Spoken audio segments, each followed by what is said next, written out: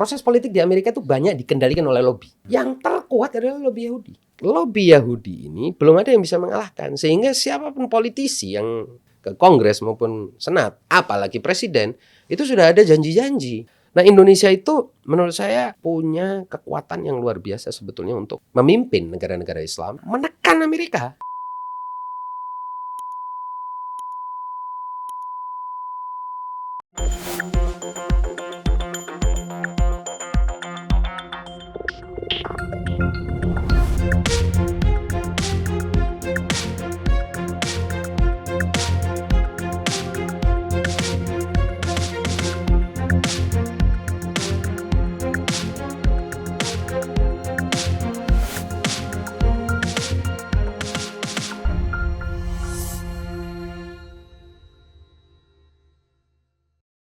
Bismillahirrahmanirrahim. Assalamualaikum warahmatullahi wabarakatuh. Waalaikumsalam. Salam sejahtera buat kita semua, buat para penonton Unpacking Indonesia. Semoga selalu sehat dan sukses. Hari ini kita menghadirkan salah seorang pakar Timur Tengah yang sudah banyak juga menulis buku tentang peristiwa-peristiwa di Timur Tengah. Ya. Sayang bukunya nggak dibawa ya. Ya. Satu nggak dibawa. Sebagian juga nggak ada juga sudah.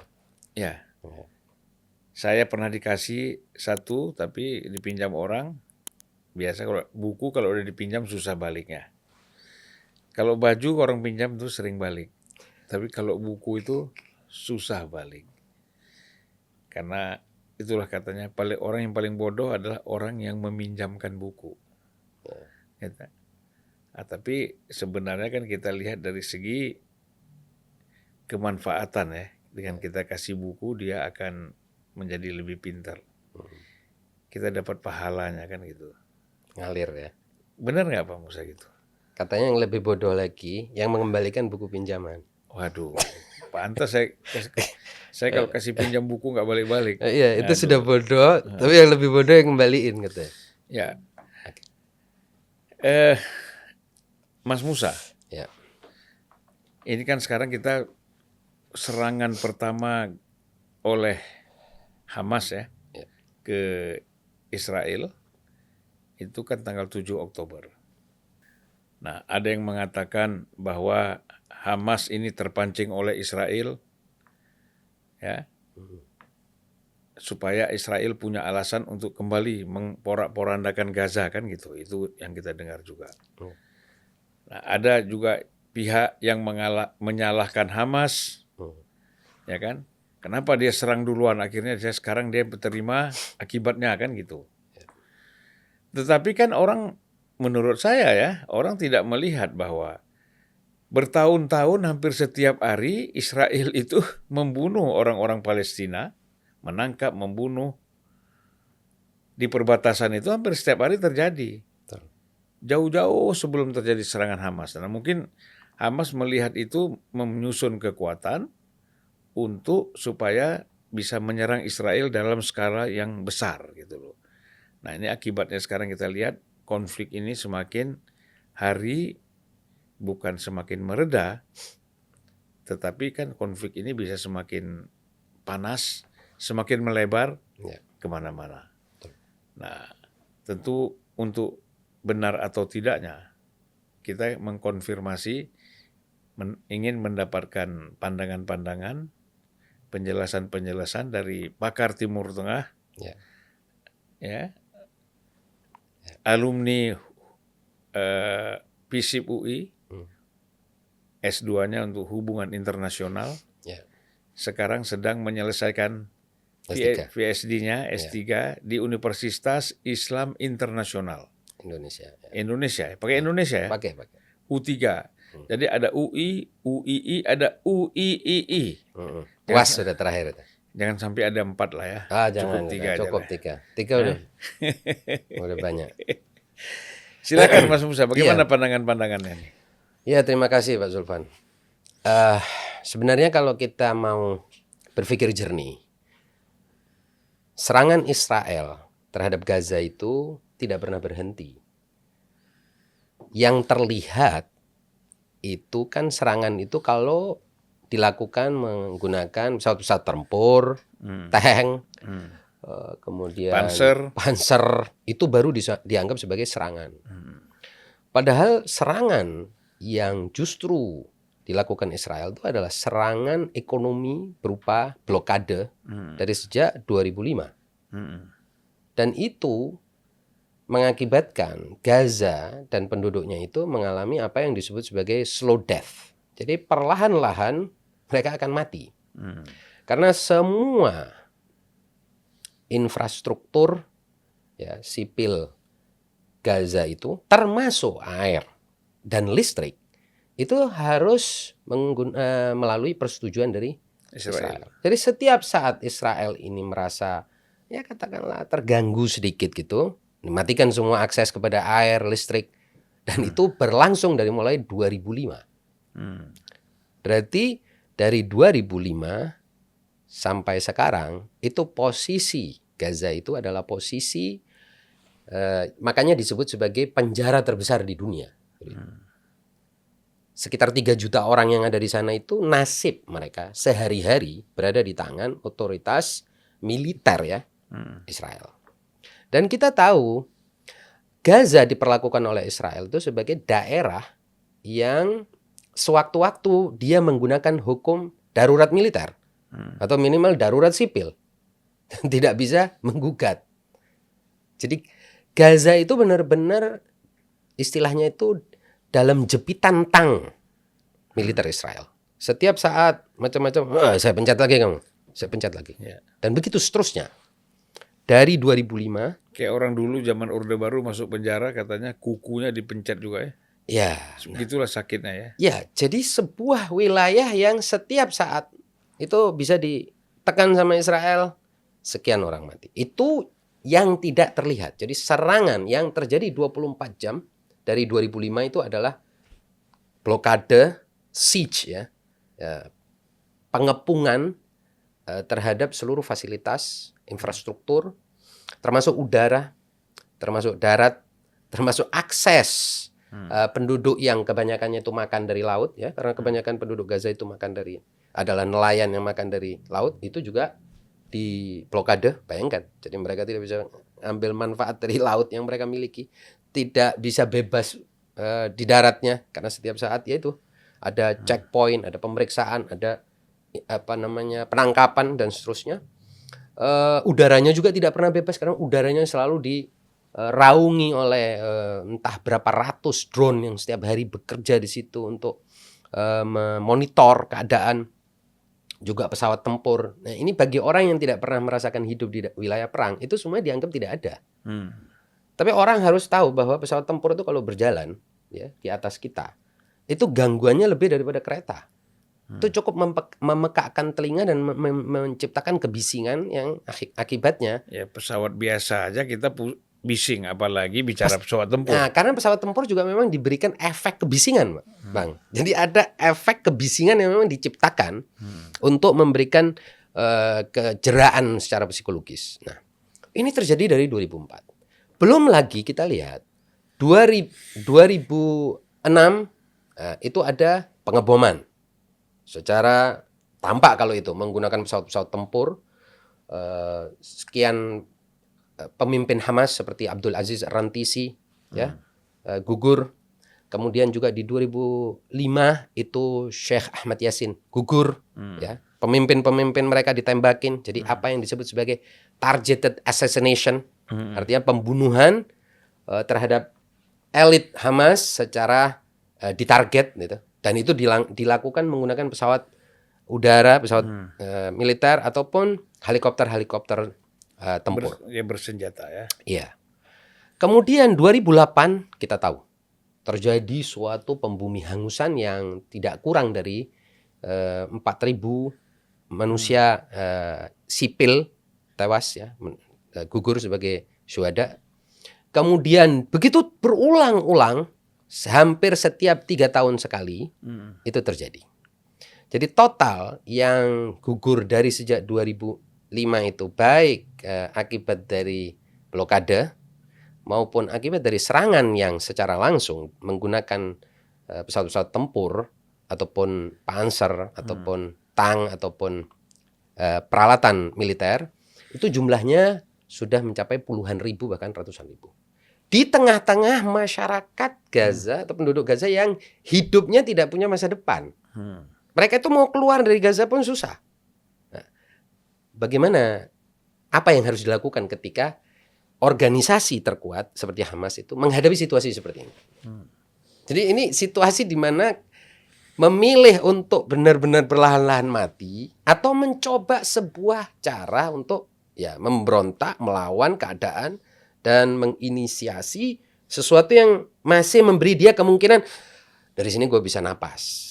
Maka itulah yang tampaknya direncanakan oleh. Di samping itu, jadi sebelum tanggal 7 kemarin itu ya, kita lihat pada Ramadan 2019 ya, ketika tentara Israel melakukan pelecehan terhadap Masjidil Aqsa, dan itu berlangsung terus-menerus ya. Selain keadaan internal Gaza sendiri yang diperlakukan seperti itu, juga Israel itu tidak henti-hentinya melakukan pelecehan terhadap Al-Aqsa.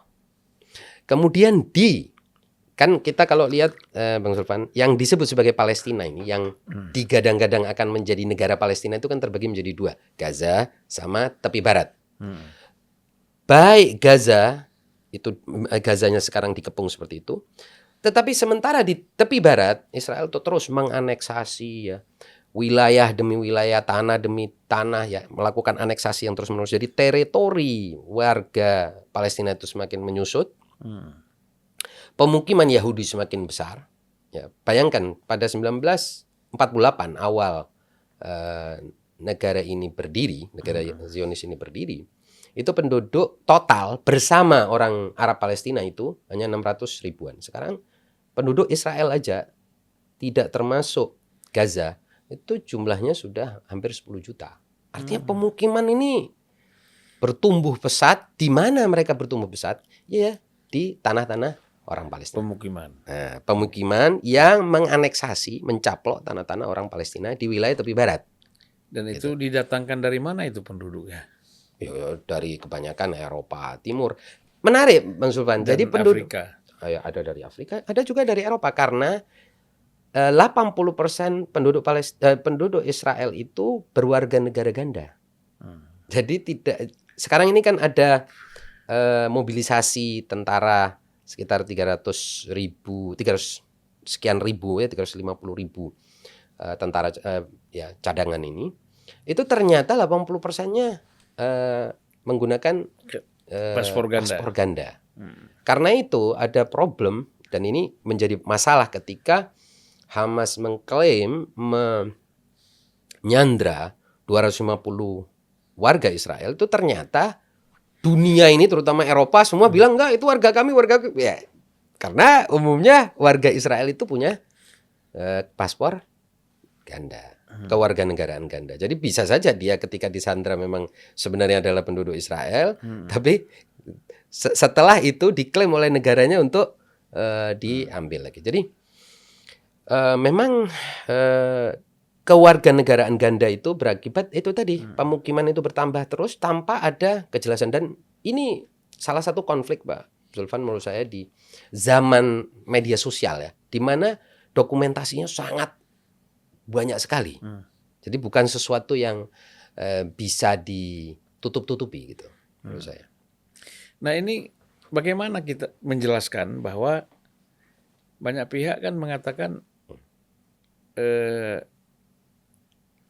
Hamas ini yang mengambil inisiatif duluan yang memulai perang ini. Kan tadi saya sudah bilang Pak Zulfan, kita tidak bisa melihat kejadian itu dimulai atau keadaan itu dimulai pada 7 Oktober kemarin. Karena 7 Oktober itu kan rangkaian dari 6 Oktober, 5 Oktober dan dari sejak 2005. Tidak bisa kita sebut sebagai apa yang terjadi pada 7 Oktober itu adalah awal dari segalanya. Ini bukan ronde pertama 7 Oktober, bukan. Itu sudah rangkaian dari pertempuran demi pertempuran dan perang demi perang yang ditambahkan dengan perang-perang yang terlihat itu tadi adalah blokade yang mematikan seperti itu saya bilang. Karena kalau tidak ada blokade, mungkin Gaza itu masih atau penduduknya masih punya harapan untuk tumbuh sebagai sebuah negara kan. Tapi kalau di blokade seperti itu dan di blokade darat, laut, udara seperti yang terjadi di Gaza, itu sama seperti penjara, Pak. Makanya orang, bahkan banyak peneliti yang mengatakan, kalau tidak salah laporan-laporan PBB juga, itu menyatakan Gaza is the biggest human prison in the world. Jadi Gaza adalah penjara manusia terbesar di dunia. Karena sama seperti penjara itu sebenarnya. Hidup di Gaza itu sama seperti penjara. Masuknya susah, keluarnya apalagi. Dan di dalamnya pun dimonitor. Jadi persis seperti penjara. Semua makannya dijatah, listriknya dijatah, airnya dijatah, akses kepada lautnya dijatah. Jadi ini ibaratnya 7 Oktober itu adalah pemberontakan di dalam penjara untuk keluar dari penjara. Ya gitu. Itu kan yang tidak banyak diketahui oleh publik ya secara publik internasional ya, masyarakat internasional. Nah sehingga dengan mudah sebagian besar orang juga itu menyalahkan Hamas kan gitu. Padahal situasi di dalam wilayahnya sendiri itu sangat tragis ya. Dan ini saya kira informasi ini penting ya dipahami atau didengar oleh banyak pihak yang mungkin tidak banyak terekspos. Gitu ya. Nah, jadi kalau kita lihat ini Pak Mas Musa, ini kan kemungkinan perang ini, konflik Hamas dengan Israel ini bisa meluas ya. Keterlibatan banyak pihak akan terjadi di dalam konflik ini. Ya, kalau menurut saya begini, Bang Subhan. Kita ini harus melihat persis setelah tanggal 7 Oktober itu, di mana sekitar 1.500 pejuang Hamas masuk ke wilayah yang disebut sebagai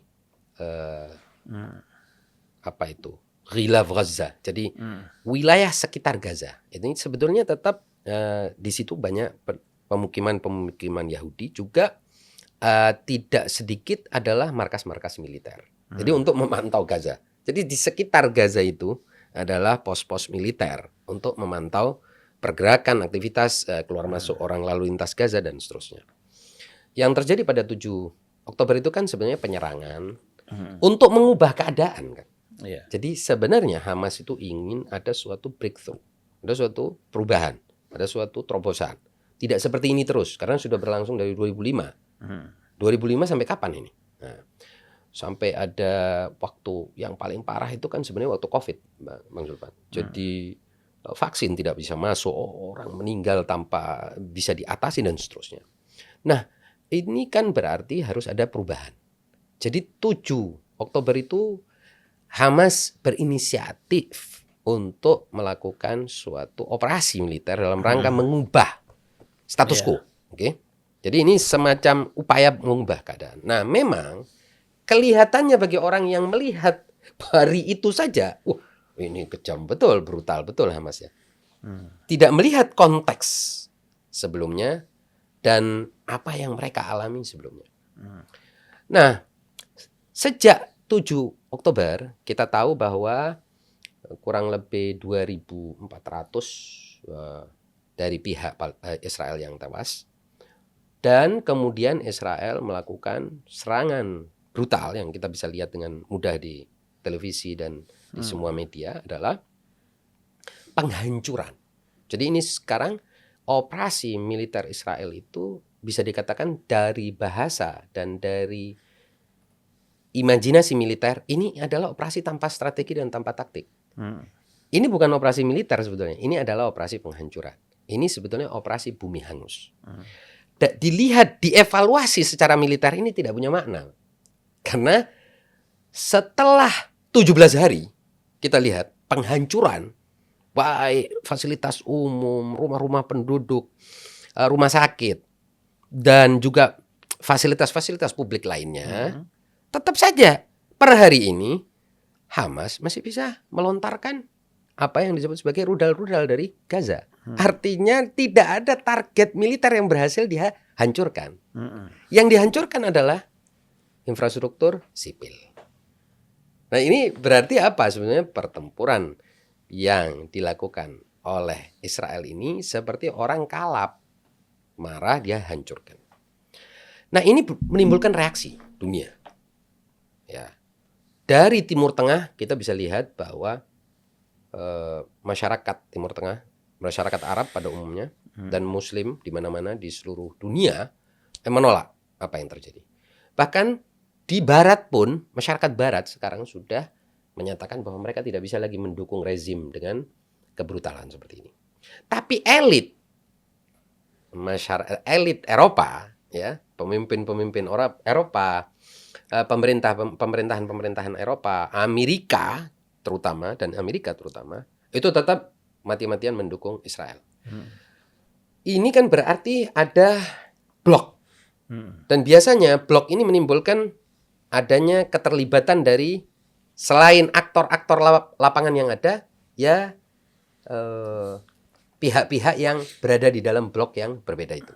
Dan itu tampaknya yang akan menyeret atau menjadikan perang ini perang yang lebih besar. Dan itu kemungkinan sangat terbuka. Apalagi kita lihat 5 hari yang lalu misalnya Cina telah mengirimkan kapal induknya ke wilayah Timur Tengah. Alasannya tentu saja wilayah Timur Tengah ini terutama wilayah Hormuz misalnya, Teluk Persia, itu kan wilayah tidak kurang dari 40% suplai minyak dunia atau suplai energi dunia melintasi situ. Semua negara besar punya kepentingan untuk mengamankan lalu lintas ini. Ya.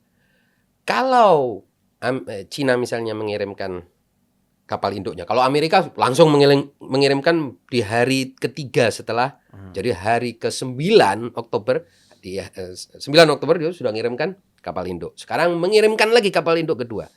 Artinya dia mau punya posisi advance kalau terjadi sesuatu. Kalau terjadi pertempuran yang lebih besar. Nah, Cina juga mau mengamankan hal yang sama. Otomatis Rusia juga sudah ada di situ.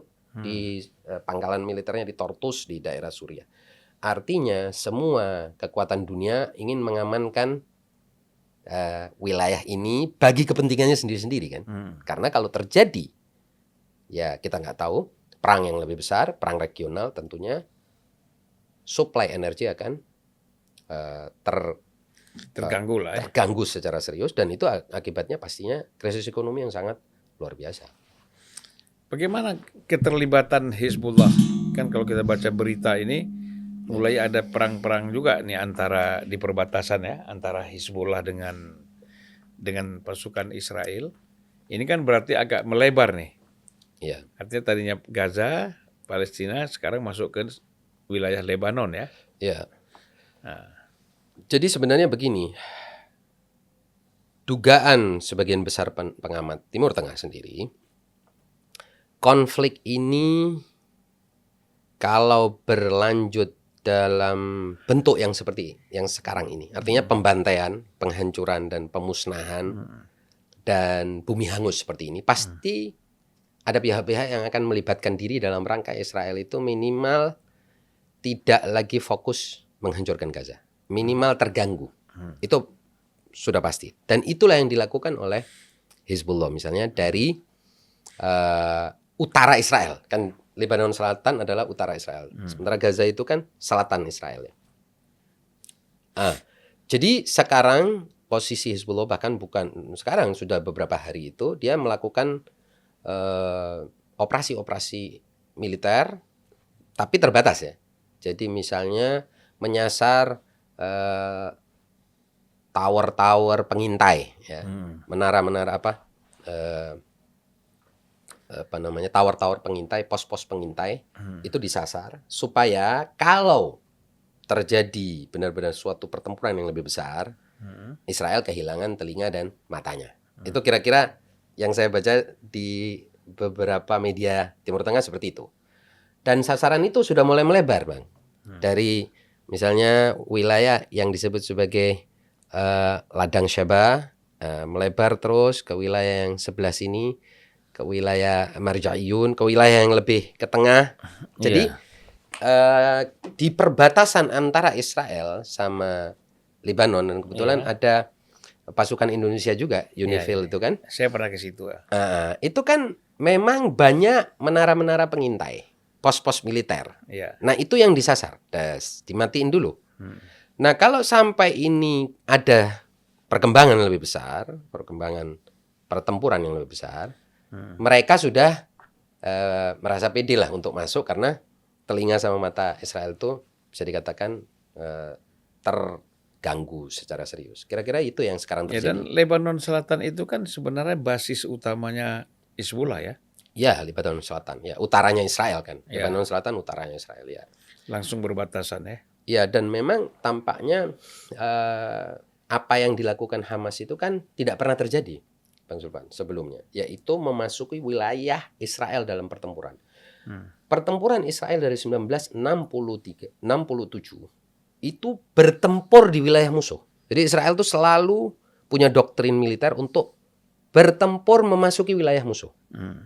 Kita tahu 67 akhirnya Israel masuk ke tepi barat, masuk ke Gaza, masuk bahkan sampai ke wilayah Mesir. Dan memasuki juga wilayah Golan. Tahun 73 juga sama. Jadi dia memperlebar wilayahnya dengan cara menyerang keluar. Tapi pada 7 Oktober 2023 itu baru pertama kalinya pihak musuh Israel, dalam hal ini adalah kelompok-kelompok perlawanan di Gaza, itu memasuki wilayah Israel. Ya kan? Dia memasuki ke Askalan, Sderot, bahkan sampai ke Nakab, sampai ke tempat-tempat yang jauh. Itu baru pertama kalinya. Jadi ini perkembangan yang cukup menarik. Nah, tampaknya inisiatif kelompok-kelompok di Gaza itu yang akan dipakai oleh Hizbullah. Jadi kalau ada pertarungan lagi, dia harus masuk ke wilayah musuh. Terinspirasi oleh apa yang terjadi pada 7 Oktober itu. Nah, oleh sebab itu netralisir dulu lah itu tower-tower atau pos-pos pemantauan itu supaya mereka tidak punya kemampuan untuk memonitor apa yang terjadi. Karena pada 7 Oktober kan operasinya seperti itu dulu, Bang Subhan. Jadi operasi 7 Oktober itu kan dimulai dengan melontarkan tidak kurang dari 5.000 rudal. Nah, supaya terjadi satu kekacauan, ya, mengacaukan sistem monitor dan sistem komunikasi, juga sebagai bentuk pengalihan. Baru setelah itu dia masuk, dan masuknya juga menggunakan berbagai berbagai pasukan. Ada darat, ada dari laut juga mereka masuk, juga dari udara menggunakan para layang. Itu bisa dianggap sebagai inovasi dalam bidang militer, pakai para layang itu bisa dilihat kan. Jadi orang pada terjun kayak gitu itu. Pastinya itu karena mereka sudah memastikan musuh tidak bisa memonitor kedatangannya. Nah, makanya tidak sedikit Bang Sulfan, orang di dalam Israel itu yang menganggap kejadian tanggal 7 itu sebagai selain kegagalan intelijen Israel, juga karena ketidakbecusan Benyamin Netanyahu, ya, mengendalikan situasi politik yang juga dia buat sendiri gitu. Karena Benyamin Netanyahu ini kan mengalami krisis politik yang serius akibat keinginan dia untuk melakukan reformasi judisial total, sehingga kekuasaan presiden itu bisa katakanlah mengendalikan yudikatif. Itu yang ditolak oleh warga Israel pada umumnya. Nah, tidak sedikit warga Israel mengatakan apa yang terjadi 7 Oktober itu akibat juga ketidakbecusan Benyamin Netanyahu. Itu yang saya lihat. Gitu. Oke, kita mungkin ada grafik ya, ada infografis dari Mas Musa, bisa di ini. Oke. Nah, mungkin Mas Musa bisa menjelaskan ini. Iya, jadi sebenarnya ada hal yang menarik. Ini kalau kita lihat, Bang Sufan, ya, perbandingan kekuatan militer antara Israel dengan Palestina ya. Ini sebenarnya kan jauh dari segi kekuatan militernya kan jauh sekali, tidak seimbang ya. Makanya ini disebut sebagai perang asimetris, Bang. Ini sekarang itu yang disebut sebagai perang asimetris. Di mana kekuatan musuh itu jauh salah satunya jauh lebih kuat. Tapi ada semangat, ada ideologi, ada ide di belakangnya yang menyebabkan yang kecil ini mampu untuk melawan. Kira-kira seperti itulah ini gambarannya. Jadi jauh sekali. Mungkin itu seperti roket itu kan kita tidak tahu karena pihak Palestina atau pihak kelompok perlawanan itu kan menyembunyikan persisnya berapa mereka punya jumlah roket. Ini pihak-pihak yang berseteru, kita tahu ya, dalam konflik Palestina ini ada di satu sisi ada Hamas, ada Jihad Islam, ada Popular Front for the Liberation of Palestine. Jadi Hamas dan Jihad Islam itu kelompok Islamnya. LP ini kelompok kiri, ya, yang George Habash dan lain sebagainya. Mereka itu sebenarnya juga punya bisa dikatakan sebagai akar perjuangan di Palestina itu orang-orang ini sebetulnya kan. Memang kan awalnya adalah perjuangan nasionalisme. Kemudian ada Democratic Front, ini juga kelompok kiri. Ada Hizbullah di situ. Juga ada ini Palestine Martyrs Brigade ini Al-Aqsa Martyrs Brigade ini Brigade Martir Al-Aqsa ini kelompok Fatah. Jadi kelompok militer Fatah. Di sisi lain ada Fatah ini apa yang didirikan oleh siapa tuh? Yasser Arafat ya? Ya, kan awalnya memang Fatah. Ya. Jadi Fatah itu kan sebetulnya inisiator dari perlawanan yang dicetuskan oleh Yasser Arafat. Makanya kelompok Hamas yang sekarang ini berbeda yang sekarang yang dipimpin oleh Yahya Sinwar ini menarik, Bang. Karena mereka berbeda dengan kelompok Hamas yang sebelumnya yang katakanlah anti dengan Yasser Arafat. Kalau yang sekarang ini bisa dikatakan Yahya Sinwar ini punya kedekatan ideologis dengan Yasser Arafat. Karena dia juga merasa bahwa Yasser Arafat itu orang yang menginisiasi peperangan, inisiasi perlawanan. Bagaimanapun dia tetap, makanya dalam wawancara dan dalam konferensi pers dia tahun 2020 kemarin, dia menyatakan bahwa dalam pertempuran yang akan datang, saya akan melontarkan 1.111 rudal untuk menghormati hari wafatnya Yasser Arafat, yaitu 11 November. Itu contoh-contoh yang dia sampaikan. Nah, di sisi lain adalah Israel, kita tahu seperti itu, ada IDF, ada Shin Bet, ada tentara polisi, juga ada tentu Israel itu juga punya Mossad, kita tahu ya, agen intelijennya. Nah, kalau kita lihat ini yang lebih berbahaya adalah kemungkinan meluasnya konflik di Timur Tengah ini apabila Amerika tetap memberikan cek kosong terhadap Israel. Jadi tanpa sedikit pun menahan nafsu Israel untuk membumi hanguskan Hamas, maka yang akan terjadi adalah pihak-pihak lain akan perlahan-lahan masuk ke dalam konflik itu. Mau nggak mau, karena apa? Mereka tidak ingin Hamas itu sama sekali hancur, habis, pastinya tidak mungkin. Karena bagaimanapun Hamas adalah salah satu kelompok yang mereka dukung, ya. Nah itu kalau Amerika habis-habisan membela Israel. Nah, ini kalau kita lihat jumlah korban, ya, jumlah korban dari operasi militer selama ini. Dan saya seperti tadi saya sampaikan bahwa Gaza itu kawasan dengan luas 365 km persegi, penduduknya 2.375.000, artinya 2.375.000 orang ini berada di dalam salah satu wilayah terpadat di dunia. Juga wilayah penjara terbesar. Jadi selain wilayah terpadat juga penjara terbesar. Nah, ini kira-kira angka yang sudah dihancurkan oleh pihak Israel, ya. Jadi sejak 7 Oktober sampai sebelum kita podcast ini sudah lebih dari 4.137 warga Palestina yang tewas, 1.590 anak-anak, 920 perempuan, 13.420 yang luka-luka, ya. Dan luka-luka ini di Gaza itu artinya fasilitas rumah sakitnya sangat Sangat minim gitu ya. Terus kemudian ada 28.200 unit rumah warga yang hancur. Itu dan ada 23 masjid ya.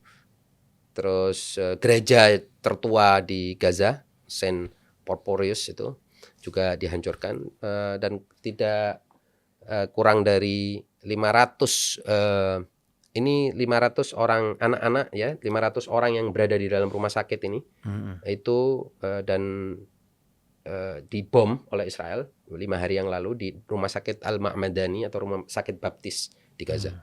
Nah, ini adalah orang-orang yang berada di balik ini atau Badai Al-Aqsa ini, operasi Badai Al-Aqsa itu ada Muhammad Ad-Dhaif, nama operasinya adalah Al-Aqsa ya. Senjata utamanya adalah ini sekitar 5.000 rudal tapi pastinya lebih. Oke. Nah, operasi kemarin itu dilangsungkan, menariknya operasi yang terjadi 7 Oktober itu merupakan ulang tahun 50 tahun dari Perang Yom Kippur yang terjadi tahun 1973, Pak. Gitu. Nah, ini kira-kira estimasi kerugian ekonomi Israel. Jadi salah satu dari yang jarang orang ketahui adalah bahwa Israel itu negara yang menjanjikan rasa aman bagi orang Yahudi, Bang. Ya. Jadi ketika dia kehilangan keamanan, maka orang Yahudi itu akan kembali ke negaranya masing-masing seperti tadi saya katakan. Umumnya mereka bukan orang yang hanya punya satu kewarganegaraan, hanya sedikit yang punya kewarganegaraan tunggal. Umumnya mereka itu punya kewarganegaraan lain. Mereka datang ke Israel dari seluruh dunia, terutama dari Eropa Timur dan Eropa serta Amerika itu karena berbagai fasilitas yang diberikan oleh negara Israel bagi orang Yahudi. Kalau tidak ada keamanan, ya balik aja ke tempatnya masing-masing, dan itu yang akan menyebabkan eksodus kembalinya mereka kepada negara asal. Nah, kira-kira kalau estimasi kerugian ekonomi seperti ini ya Bank Sentral Israel juga menggelontorkan $15 juta, kemudian shekel ya mata uang Israel juga anjlok, harga obligasi pemerintah juga anjlok 3%. Israel juga untuk sementara menutup ladang gasnya, dan itu kerugian akan sekitar 6.800 juta dolar kerugian yang tertinggi sejak perang 1973. Jadi ini kerugian perang yang cukup tinggi. Saham utama Israel juga anjlok sekitar 6%. 300.000 pekerja Israel sekarang ini vakum karena mereka harus berada di bunker-bunker ya, akibat tembakan rudal dari Gaza. Terus 30 juta dolar duit yang dikeluarkan oleh Bank Sentral Israel untuk membuat ekonomi itu tetap berjalan. Saya kira itu gambaran umum, dan kalau berlangsung terus itu pastinya kerugian akan semakin besar. Kira-kira ini slide-slide yang saya sudah siapkan, Bang. Ya, negara kawasan yang sudah siap-siap terlibat di dalam perang ini kan kalau kita lihat itu ada Yaman, ya, kemudian Irak ya. Yaman sudah melemparkan rudal bahkan. Ya. Artinya bukan negara ya. Iya. Tapi itu kan negara ya, Yaman. Iya. Yang di bawah kepemimpinan Houthi ya. Bukan, dia kepemimpinan bisa dikatakan pemerintahan sementara itu yang melontarkan itu kemarin. Ya. Lalu Syria, ya, Iran, ya, Turki belum kita dengar. Mesir sudah ya. Mesir ya, kayaknya Mesir juga sangat keras sikapnya dan menolak untuk membuka perbatasan karena menganggap bahwa pembukaan perbatasan Rafah itu akan berarti adalah pengusiran penduduk Gaza untuk kesekian kalinya, karena penduduk Gaza ini juga hasil pengusiran dari tepi barat. Sebagian besar penduduk Gaza ini kan mereka diusir dari wilayah Tel Aviv, Haifa, tepi barat, Yerusalem, kan diusir pergi ke Gaza kan gitu. Nah, sekarang Israel minta perbatasan Rafah dengan Mesir dibuka. Sisi bilang kalau saya buka ini transfer manusia kembali lagi ke wilayah Mesir. Berarti akan ada Gaza kedua di wilayah Mesir. Nggak mau dia. Makanya dia tutup kecuali untuk arus masuk. Jadi kalau arus keluar dia nggak mau, Bang. Gitu. Nah, jadi upaya yang harus dilakukan, ya kita kan bagaimanapun ini kan tragedi kemanusiaan kan akan bisa lebih banyak. Betul. Kita mengharapkan kan perang ini jangan berlanjut ya. Iya, betul. Ya artinya memang kedua belah pihak ada kerugian walaupun Ya, kerugian jauh lebih besar dialami oleh Palestina. Palestina Pasti. ya. Nah, apalagi rumah penduduk, Ya. kemudian rumah sakit, sekolah semua hancur. Ya. Nah, ini kan untuk kembali merekonstruksi ini kan tidak mudah. Betul. Dan saya kira pihak Palestina juga sangat terbatas anggaran mereka untuk bisa merekonstruksi ini. Pasti perlu banyak bantuan dari ya mungkin negara-negara kawasan ataupun negara-negara lain yang bersimpati untuk membangun ini. Nah sekarang kan upaya yang harus dilakukan itu adalah bagaimana untuk mencegah agar perang ini tidak meluas. Betul. Ya dan kita doakan ya kita harapkan ya berhenti gitu. Ya. Saya kira satu-satunya ini di tangan Amerika apabila karena Amerika ini kan punya hak veto beberapa kali, Bang Sulpan. Negara seperti Rusia, Brazil kemarin juga menginisiasi resolusi agar menghentikan serangan Israel kepada Gaza. Tapi kan diveto oleh Amerika. Sehingga resolusi itu tidak punya ya ompong aja, nggak ada gunanya itu. Jadi selama kita punya tenaga untuk menekan Amerika supaya menekan Israel, itu tampaknya tidak ada yang bisa menghentikan ini. Nah, kecuali Israel yang merasa sudah pukulannya ini sama sekali sudah tidak mungkin lagi mengubah apa-apa. Nah, karena sepertinya Amerika kali ini habis-habisan membantu Israel, baik dari logistik, duit.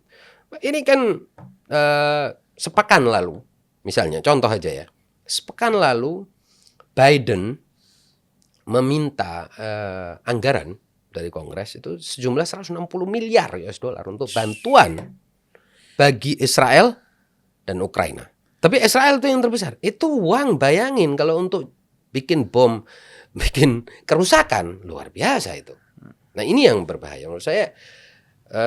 Apapun yang kita punya, yang kita bisa suarakan, dan tampaknya masyarakat Barat, terutama masyarakat Amerika itu sudah sangat paham bahwa masalah kepatuhan politisi Amerika terhadap Israel ini benar-benar urusannya cuman kepentingan kursi mereka, karena lobby Yahudi di Amerika yang sangat kuat.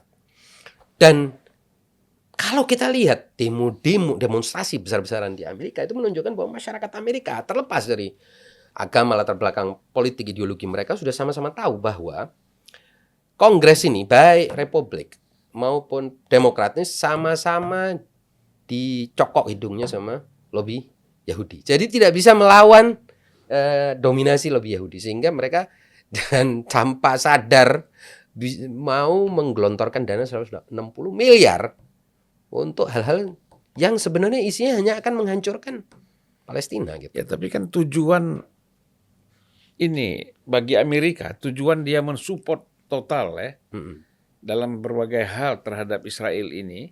Ya. Nah, ini sebenarnya apa? Kalau kan artinya ada sesuatu yang sangat penting bagi Amerika untuk dengan mensupport Israel ini. Ya Amerika ini sudah kepalang terbelenggu kalau menurut saya oleh kepentingan. Jadi Amerika dalam soal ini. Jadi politik Amerika, elit Amerika ini kan sudah dikuasai oleh lobby-lobby. Ya, kalau kita lihat proses politik di Amerika, kita tahu bahwa proses politik di Amerika itu banyak dikendalikan oleh lobby. Lobby senjata, lobby industri, lobby teknologi, lobby IT, lobby-lobby begitu kan. Ya kan Amerika itu kan politiknya kan dimainkan oleh lobby-lobby. Yang terkuat adalah lobby Yahudi. Oleh sebab itu siapapun yang menang menjadi presiden Amerika, menjadi presiden atau menjadi anggota Kongres atau senator ini lewat lobby ini tadi. Dan yang terkuat adalah Yahudi. Nah, lobby Yahudi ini belum ada yang bisa mengalahkan. Sehingga siapapun politisi yang lolos ke Senayannya sana, ke Kongres maupun Senat, apalagi Presiden, itu sudah ada janji-janji dengan lobby-lobby ini. Nah, ini yang tidak bisa berubah gitu. Jadi mereka sudah tergadai. Istilah kita di Indonesia ini fakta integritas. Fakta integritas. Iya kan? Nah, ini yang kan itu yang ditulis oleh Paul Venley. Jadi lobby Yahudi ini selama dia tetap berpikir untuk memperkuat Israel, ya Amerika ya udah terbelenggu aja, ngejalanin aja itu terus. Jadi bayarannya, cukongnya itu ya itu. Ya ini semua ini bayaran bagi kemenangan mereka. Nah itu kalau di Indonesia kan namanya oligarki kayak konglomerat kayak backup politik kayak itu. Kalau di sini kan ada sponsor bohir istilahnya ya. Ini yang terkuat itu memang lobby Yahudi. Makanya si Benjamin Netanyahu itu kan bisa bertahan lama menjadi Perdana Menteri juga itu berkat lobby Yahudi ya. Lobby Yahudi. Dan yang menurut saya menyebabkan masa depan ini semakin gelap adalah bahwa politik Yahudi itu, politik Israel itu makin tahun tuh makin ke kanan. Jadi makin ke ekstrim kanan. Kalau dulu itu masih ada faksi-faksi kiri. Nah, katakanlah seperti Labor, ya kan? Buruh, partai buruh. Sekarang ini partai buruhnya aja udah menganan gitu. Ikut ke kanan. Ya, sampai-sampai kita bisa katakan Benjamin Netanyahu yang bisa dianggap sebagai kelompok kanan itu sebenarnya sudah di tengah. Karena ada lagi yang di sebelah kanannya lagi. Jadi Benjamin Netanyahu ini ditarik lagi ke kanan. Artinya Israel tuh sudah tidak ada lagi yang berpikir tengah. Moderat udah nggak ada. Moderat itu udah nggak ada. Ini yang sangat berbahaya. Jadi dikendalikan oleh orang-orang yang makin ke kanan, makin ke kanan, makin ke kanan. Itulah mengapa Bang Zulfan bisa lihat dari sejak 2006-2007 Bang Zulfan, proses yang disebut sebagai proses perdamaian itu hampir terhenti sama sekali. Itu karena itu tadi. Desakan menganan ini tadi, menganan. Jadi kanan tuh di mana-mana bahaya ya. Sangat berbahaya, apalagi kalau menyebabkan yang kiri ikut ke kanan, doyong ke kanan, condong ke kanan. Gitu. Tidak ada pengimbang lagi. Ya, itu yang bahaya. Kiri aja ke kanan, apalagi yang tengah. Nah, yang tengah ini sekarang keseret ke kanan semua. Nah, ini yang berbahaya, itu yang saya lihat. Itu tren atau apa itu ya? Ya tampaknya itu karena post-truth atau apalah ya yang disebut sebagai post-truth ya. Orang ini kan makin mudah termakan oleh hoax, oleh skenario di kepalanya sendiri, konspirasi gitu. Akhirnya dia makin ekstrim, makin menuju kepada ekstrim. Moderasi itu sudah nggak ada lagi, ya kan. Nah, di sisi lain penyeimbangnya, jadi antitesisnya melemah. Antitesisnya melemah. Ini antitesis yang di Israel ya, yang antitesis melemah. di Israel. Bukan antitesis yang di sini. Iya. melemah sehingga tesis itu tadi Bang, bukannya dikoreksi oleh antitesis, tesis ini diperkuat dan diekstrimkan gitu. Dijadikan semakin ekstrim. Digiring untuk makin ekstrim. Ini menurut saya berbahaya. Itu yang tidak adanya proses perdamaian sekarang antara Israel sama Palestina. Itu juga tanda bahwa sudah tidak ada bahasanya, hanya bahasa militer, bahasa serangan, bahasa blokade gitu. Kita kan melihat sempat ya dari salah satu pimpinan Hamas itu kan mengharapkan keterlibatan Indonesia. Iya. Ya. Dan itu terjawab ketika presiden di Saudi Arabia kemarin itu mengeluarkan satu statement, ya kan? Ya. Mengecam penyerangan Israel dengan pesawat militer itu ke Gaza misalnya. Ya. Nah ini sejauh mana sih pentingnya keterlibatan Indonesia dalam konflik ini? Menurut saya Indonesia satu-satunya negara Muslim yang paling punya bobot untuk berada di tengah, ya katakanlah membuat yang ekstrim-ekstrim itu kembali ke tengah ya, memoderasi kelompok-kelompok ini. Tapi apakah Indonesia didengar oleh Amerika itu problem lain lagi, karena sekarang ini persoalan kan sudah bukan hanya persoalan Israel ya. Jadi Amerika yang membebek pada kepentingan Israel, memanjakan Israel seperti sekarang ini akibat terbelenggu oleh lobby atau bohir yang ada di Amerika, bohir-bohir Yahudi itu, mengakibatkan Amerika juga seperti blinded gitu, seperti terbutakan oleh apa yang terjadi, dan memberikan cek kosong kepada Benyamin Netanyahu yang sudah makin ke kanan, makin ke kanan. Dia sekarang ini sudah termasuk di tengah ya. Kalau lihat anggota koalisinya, Bang, wah serem. Itu serem sekali. Sampai pernyataan-pernyataan tidak boleh ada orang Arab yang hidup di tanah ini. Wah, sudah sangat rasis gitu ya. Nah, Indonesia itu menurut saya punya kekuatan yang luar biasa sebetulnya untuk memimpin negara-negara Islam, menekan Amerika secara serius, gitu. Tapi apakah itu bisa dilakukan saat ini? Sementara Indonesia juga memasuki tahun politik, Amerikanya juga lagi di tahun politik ya. Amerika kan juga lagi masuki tahun politik ya. Nah itu saya nggak tahu. Tapi ya kalau bicara harapan, harusnya harapannya sangat besar gitu. Kalau memang apalagi Menlu kita ini Menlu senior, Bang, Menlu yang sangat kawakan ya, tahu persis gitu. Dia lama di Eropa dan ngerti bagaimana bermain di politik global. Sepertinya juga jebolan Den Haag ya. Harusnya dia bisa itu merancang suatu resolusi yang bisa menghentikan ataupun kalau tidak menghentikan meringankan, melonggarkan ini semua yang terjadi. Gitu. Salah satu juga yang dikhawatirkan banyak orang bahwa kalau sekarang kan konsentrasi kekuatan negara-negara besar ya, termasuk tadi ada Amerika, ada Cina juga, kemudian pasti Rusia juga masuk ke situ, Iran juga ada ikut di dalam konflik ini. Kan yang dikhawatirkan orang itu bisa terjadi perang dunia ketiga ini. Sangat bisa. Orang lupa begini, tidak pernah terjadi momen seperti sekarang ini, Bang. Tidak pernah terjadi. Di mana di Eropa NATO langsung berhadapan-hadapan dengan Rusia. Langsung ini. Medan tempurnya adalah Ukraina. Tapi Ukraina itu bukan pertempuran antara Ukraina ansih dengan Rusia. Enggak, sebenarnya Ukraina plus NATO melawan Rusia. Rusia disokong oleh Cina secara tidak langsung tentunya. Tapi Rusia aja sendiri itu juga punya kekuatan yang luar biasa kan. Ini di satu pertempuran. Tiba-tiba meletus suatu theater of war lagi, suatu medan tempur lain di wilayah Timur Tengah yang kita tahu sangat strategis, vital bagi supply energi dunia. Ini menurut saya sangat berpotensi. Jadi kalau kita baca Perang Dunia Kedua itu gimana terjadinya, itu jauh lebih tidak kompleks dibandingin yang ada sekarang.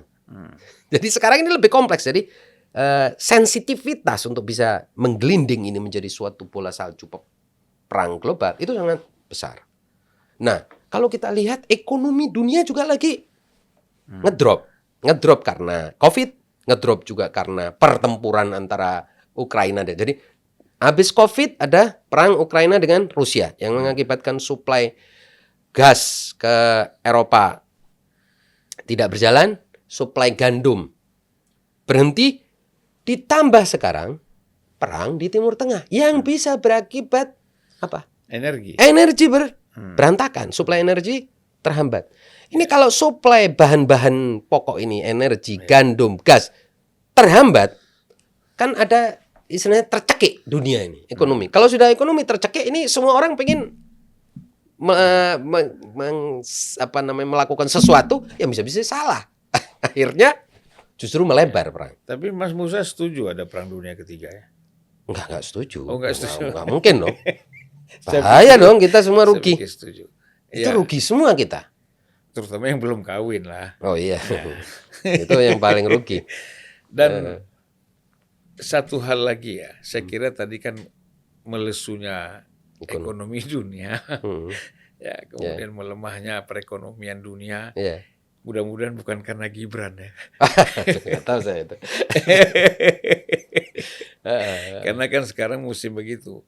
Apapun persoalan itu ditimpakan gara-gara Gibran kan.